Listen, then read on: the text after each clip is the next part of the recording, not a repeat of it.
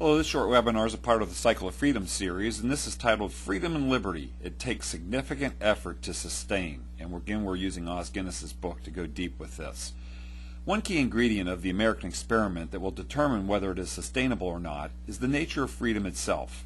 Freedom never lasts forever because its very vitality is built on a combination of elements that are dynamic, difficult to hold together, and easy to corrupt.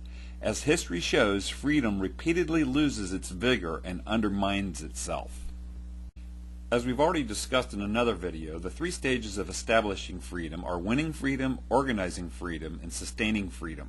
And Os Guinness says the American experiment is attempting to answer this question: can freedom be sustained? Freedom requires a sustained effort. Freedom's essential character and conditions must be guarded vigilantly. Freedom can no more take a holiday from history than from gravity, and the plain fact is that it's hardest to be free than to not be free, for freedom's fire has not only to be lit once, but must be kindled and rekindled all over again in each succeeding generation. It takes effort to live on this side of the cycle.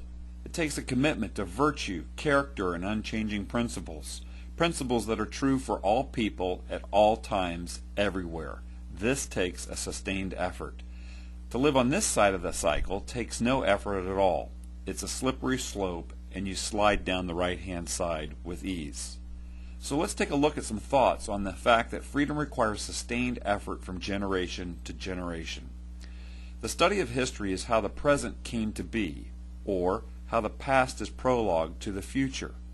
One question we need to ask ourselves is that we must always ask whether we are living as if our ancestors were, as they rose from their dawn to noon, or whether our present lives are being lived in a feeble afterglow of greatness that has gone.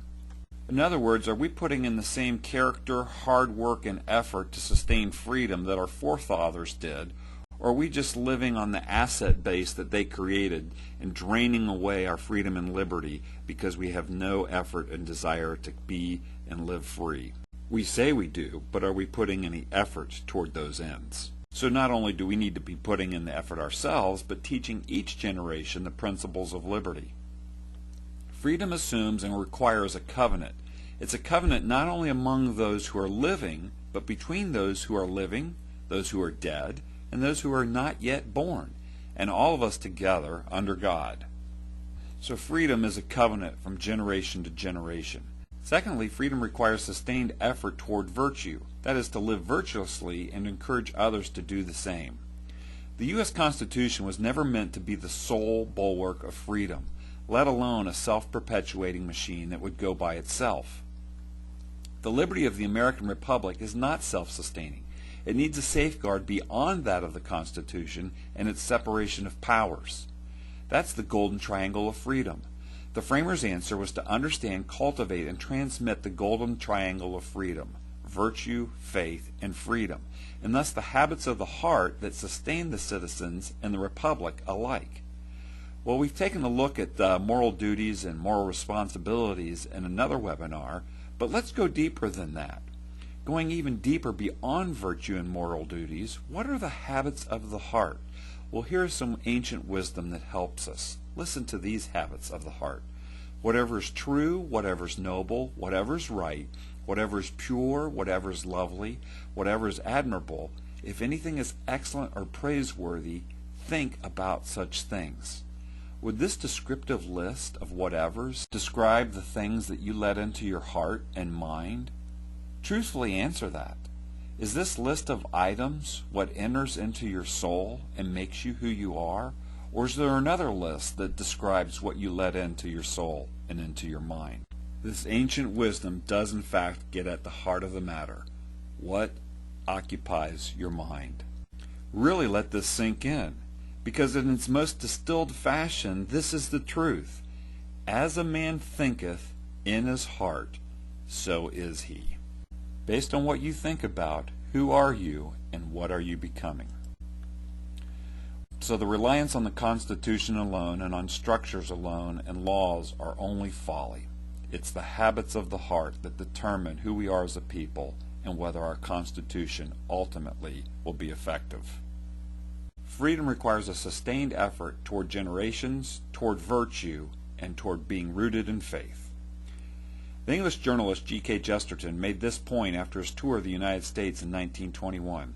He was no futurist, he said, but there were certain things about the American future that anyone who thought carefully could see with little or no clairvoyance.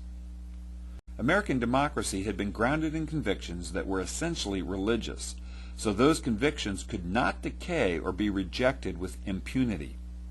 American democracy would either keep its basis and remain democratic, or it would lose its basis and become wildly and wickedly undemocratic. Whichever way history went, he concluded, some ultimate test would come. Well, here are some final thoughts. A question. Are Americans sustaining freedom today in a manner that makes it likely to endure strongly for the next generations? Ponder that as an individual or as a group. You see, sustainable freedom depends on the character of rulers and the ruled alike, and on the vital trust between them, both of which are far more than a matter of law. Freedom has been won and freedom has been ordered, but when it comes to sustaining freedom, the jury is still out. Unless America can be the first to buck history, history's foregone conclusion is that the American freedom will go the way of all other political systems. Benjamin Franklin said this after the Constitutional Convention, and it's a challenge to us all. We've given you a republic, ma'am, if you can keep it. That is, can our individual virtue and the virtue of our leaders keep us bound together on the habits of the heart that supersede and strengthen the constitutional law and structures we have in the United States of America? That's something to think about. This is U.S. Civics Training. Thanks for listening.